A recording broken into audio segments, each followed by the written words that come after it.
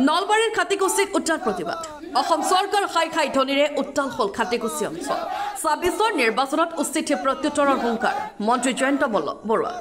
নলবাৰী চহৰত ই ৰিক্সা চলাচলৰ নিষেধাজ্ঞাৰ বিৰুদ্ধে আজিৰে পৰা ৬ আগষ্টলৈ জিলাখনৰ বন্ধৰ লগতে মহা মিছিল অনুষ্ঠিত কৰিব নলবাৰী জিলা ই ৰিক্সা চালক ইউনিয়নে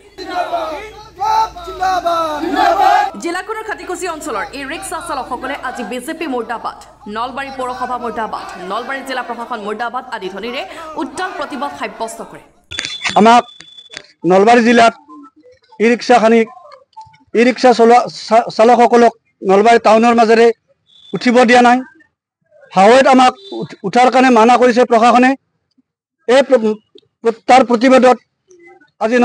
গোটেই নলবাৰী জিলাতে সকলো ই ৰিক্সা চালকে যি 4 দিনীয়া কাৰ্যসূচীৰে যি প্ৰতিবাদী আমি কাৰ্যসূচী হাতত লৈছোঁ এই প্ৰতিবাদী কাৰ্যসূচী সফল কৰাৰ কাৰণে মই এই নিউজ চেনেলৰ জৰিয়তে সকলো ই ৰিক্সা চালকক আহ্বান জনাইছোঁ প্ৰথমতে কথা হ'ল আমি যিসকল ই ৰিক্সা চালক আছোঁ প্ৰত্যেকে কোনো ধনী ঘৰৰ মানুহ নহয় সকলোৱে গৰীব ঘৰৰ মানুহ আমি যিকোনো প্ৰকাৰে কোনোৱে বন্ধনৰ পৰা লৈ কোনোৱে মাটি বন্ধকত থৈ কোনোৱে ধাৰত সুতত লৈ গাঁৱলীয়া সুতত লৈ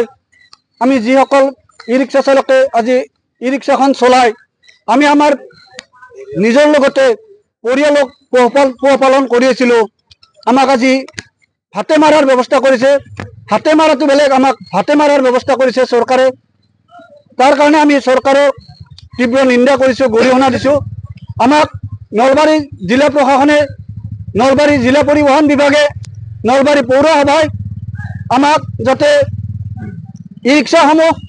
আমাক নলবাৰী টাউনৰ ভিতৰতে চলাচল কৰিবলৈ দি আমাৰ পৰিয়ালকেইটাক পোহপালন দিয়াৰ কাৰণে সুবিধা কৰি দিয়ে তাৰ বাবে মই অনুৰোধ জনাইছোঁ আমাৰ এই অনুৰোধ মানি চলি আমি আমাৰ ল'ৰা ছোৱালীক পঢ়ুৱাইছোঁ ই ৰিক্সাখনত আমি ভাড়া পাওঁ খুব বেছি ৩০০ বা ৪০০ টকা এজন মানুহে ডেইলি হাজিৰা কৰিলে হাজিৰা পায় ৫০০ টকা কিন্তু আমি ই ৰিক্সাখন চলাই গোটেই দিনটো ই ৰিক্সাখন চলাই ৰাতিপুৱা ৮টাৰ পৰা ৰাতি ৮টালৈকে আমি পইচা পাওঁ মাত্ৰ ৩০০ খুব বেছি ৪০০ টকা এই ৪০০ টকাৰে আমি বেমাৰ আজাৰ চাব লাগে আমি আমাৰ ল'ৰা ছোৱালীক পঢ়ুৱাব লাগে আমি